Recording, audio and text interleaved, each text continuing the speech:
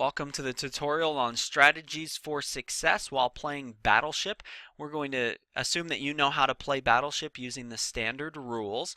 I'm going to show you the pieces here. I'm going to call the large 5-piece ship the aircraft carrier. Then we have the battleship, submarine, the cruiser, and the destroyer. Now some games call the 3-piece one a destroyer and the 2-piece one a patrol boat. I'm going to call them a cruiser and destroyer just so that we're all on the same page for vocabulary.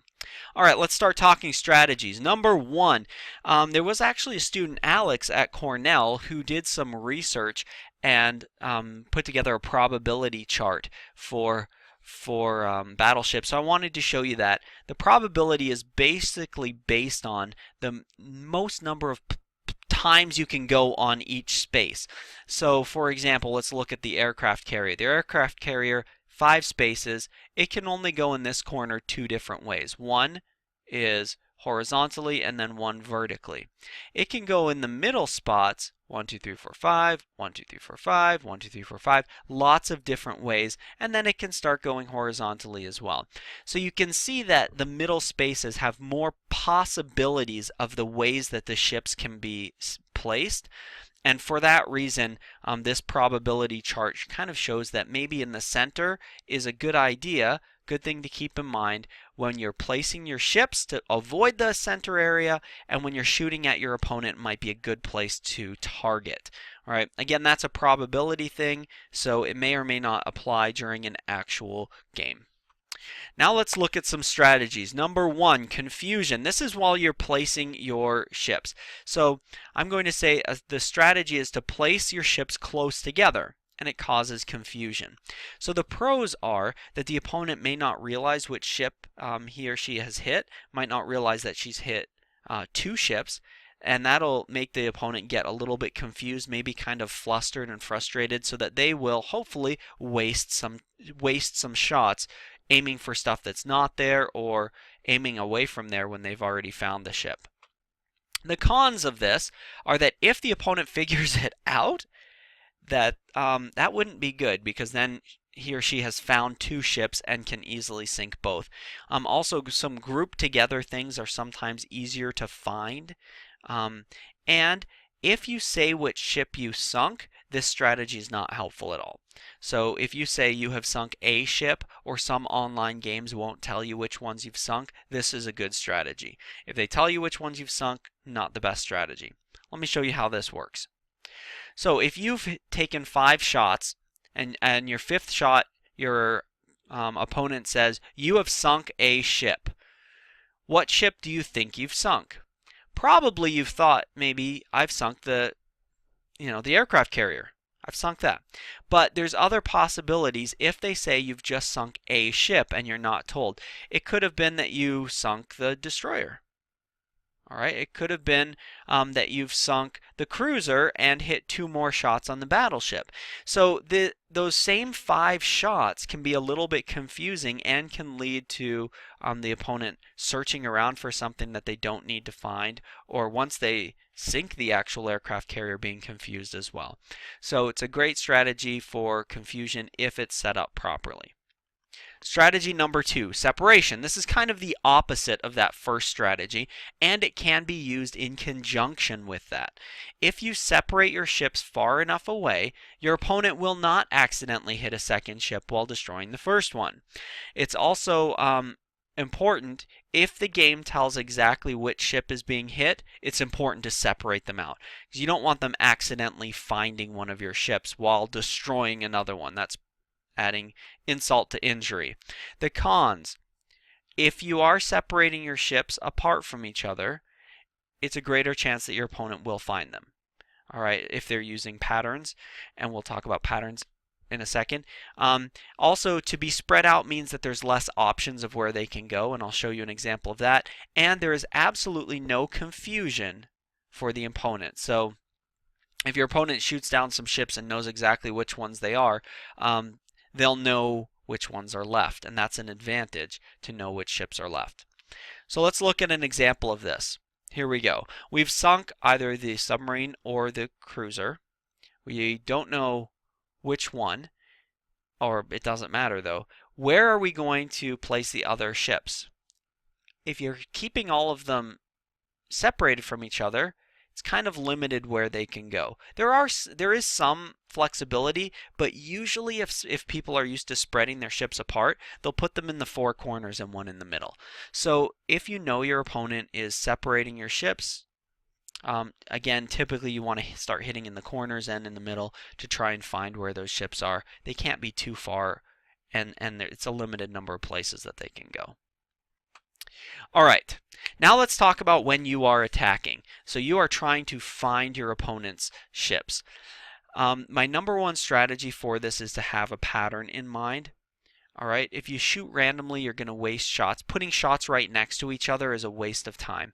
So the pros of this is that you'll use your shots efficiently. It'll be easy to pick the next location that you're going to shoot. And if you're normally unlucky, this kind of undoes the unluckiness. So it sets up a methodical way that you will always be able to cover the board. The cons, it's predictable. If you play multiple games against one opponent and you're used to just starting in one corner and moving your way down, it can be really predictable and not good. Also, if you're also usually really lucky, like you shoot 5 times and you hit all 5 ships, then this kind of removes the element of luck and makes it more methodical. So there are some pros and cons. Let me show you a couple of patterns. The most you will ever need to go to find all the ships is 50. That pattern you see right there will find every single ship, even the smallest ship, the tiniest little ship that is 2 spaces, you will find it using this pattern. If you go in this checker pattern, all right, it will take 50 moves possibly. Now, that's just being completely ridiculous. There's 50 moves on there. Obviously, you would have found every ship before that point, but that strategy would take 50 shots. If you want to be a little bit more efficient, you can find every ship except the smallest one, and that would take only 33 moves. And the most high efficiency and the highest risk would be to only search for the aircraft carrier using this strategy, and if you only search for the aircraft carrier, you will be able to only find that one, and there's a lot of room for missing pieces in between. So there you go. It'll only take 20 shots though. So something to keep in mind. Personally, what I recommend is that you use the first one. And it may seem like that's an awful lot of shots, but you can do this and keep a good strategy and also make it look kind of random. Let me show you how to do that. So here we go. If I start in the middle, remembering that statistically speaking, it's probably more stuff in the middle, and then I start either moving around the board in a circle or coming back, hitting random things here and there, I can kind of fill the board up pretty well and make it look really random. Now, I'm not actually making it random. I am looking for diagonal lines and I'm lining up these pieces. But I'm trying to make it look like it's not a perfect pattern. But what this does is that I don't waste shots. So it's an important strategy. It will work, and if you keep following it, you're guaranteed to find everything, all of their ships. So strategy number 2 while you're shooting is to keep in mind what you've sunk, if possible. Some games it's not possible. Sometimes it's pretty easy to figure it out. So if you can save shots if you know which ships are sunk. Remember those patterns we were just looking at. As soon as you know you've sunk the destroyer, the two peg ship, you don't have to search quite as narrow. You can broaden your search and then only look for things that are 3 or longer.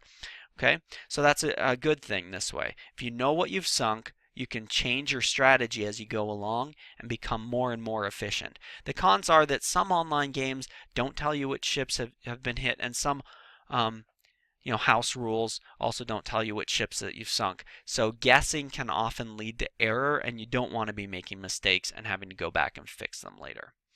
So one more kind of activity here for us to do as we're closing things up. Which ship is left and where can it possibly hide? Look at what's been sunk and you know that the carrier is left, the ship that has 5 spaces on it.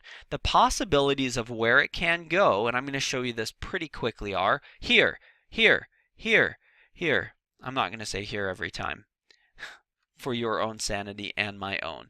But you can see that anywhere where you can fit 5 in a row, you can fit the carrier. So they can go horizontally, vertically, does not matter. You can fit that ship pretty much in all those different places. Now what that means is that there are places it cannot go. And here are all the places it can't go. Shooting in any of those places is a waste of a shot. You see why that is? Because it can never be in those places. Now, which places are the best places to go? I'm going to suggest these 3 green circles are the best places, and this is the reason why. You saw how many different patterns of vertical you could have on here. That's a good place to go because it hits several of those vertical places, 5 of them actually, and one of the horizontal places at the same time. This one here is also a good intersection because it again eliminates all the possible horizontal placements here, and it also eliminates one of the vertical placements.